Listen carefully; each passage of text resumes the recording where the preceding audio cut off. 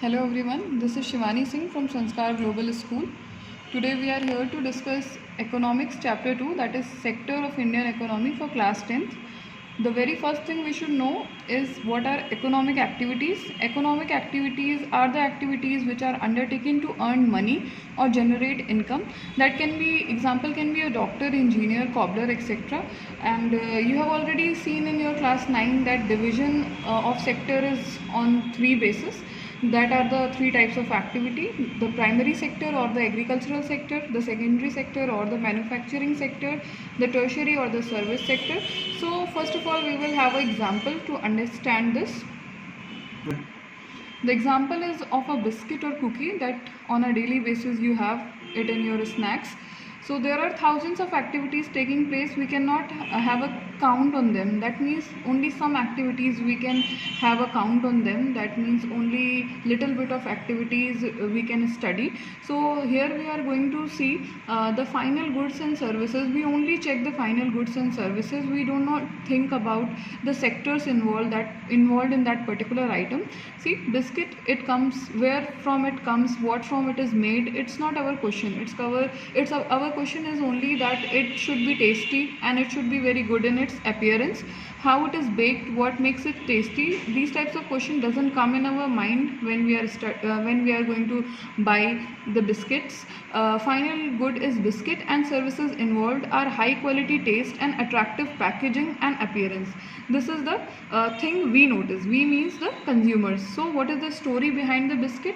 There are our three sectors involved in that. The very first step is a farmer who sells wheat rupees 8 per kg to the mill. That means mill where wheat flour is made. So it comes in our primary or agricultural sector. He is taking the raw material, that is the wheat.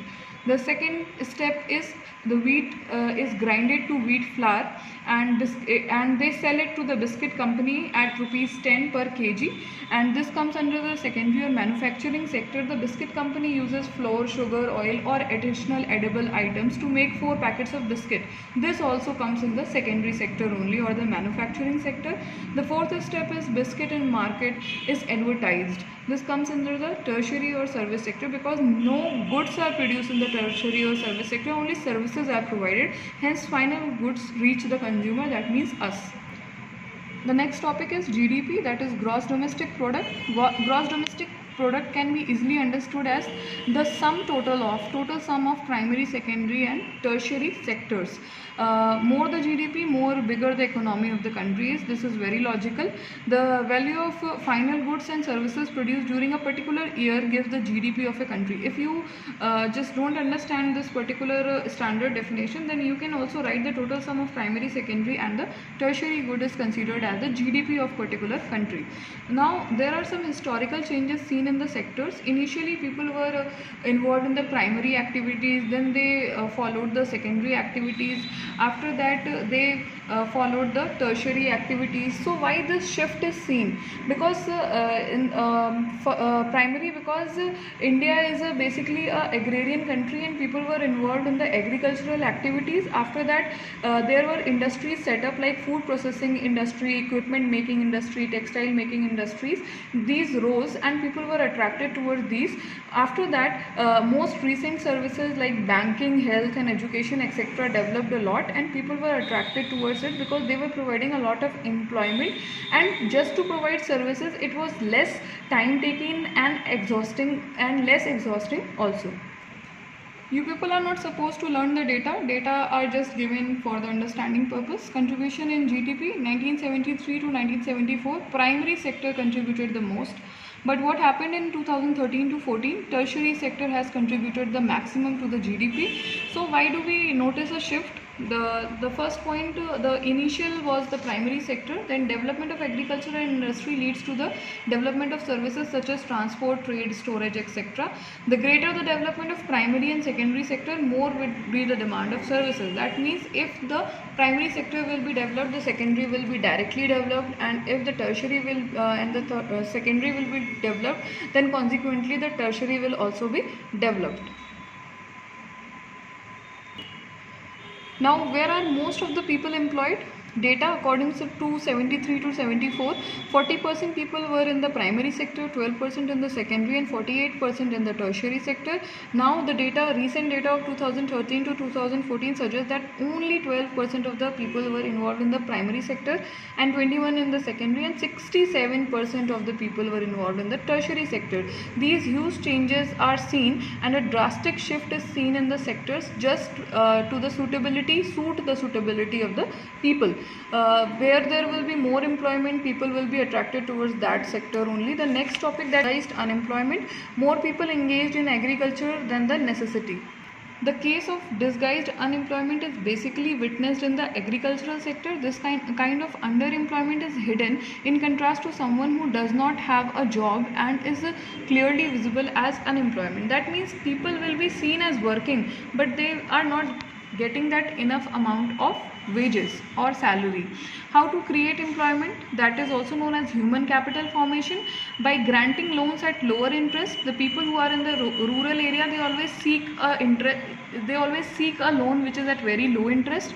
Increasing in infrastructure such as building and dam at a suitable place where electricity can be generated and small works can be generated, and people living over there can be laborers or masons at that place.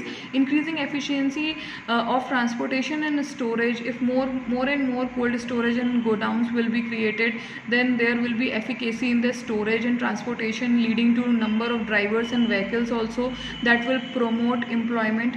Now promoting small scale industries such as mill and honey collection centers, this is also going to provide some employment to the people. Now there must be emphasis on the education and training centers. That you have seen our respected Prime Minister sir is giving emphasis on the training center and skill development, and also the education. Identifying the potential of an area. That means if an area is good at something, then that something should be promoted. That means an area can be developed as tourist site if it is having greenery and hilly area and the temperature is low as compared to the temperature in the plain areas. So there are so many government welfare schemes like making wells or pumps near farms, providing electricity, building hospitals, etc. That means government is also working to create employment. Now we will study about, you have studied in your class 9th also. The year is important. It was launched in 2005 and the full form is Mahatma Gandhi National Rural Employment Guarantee Act, and 625 districts were covered under this. What does the Manrega suggest? Under Manrega, rural areas, all those who are able to and who are in the need of work are guaranteed 100 days of employment in a year by the government. That means something is better than nothing. 365 days work is not possible, then 100 days of work is possible, and that will be provided by the government.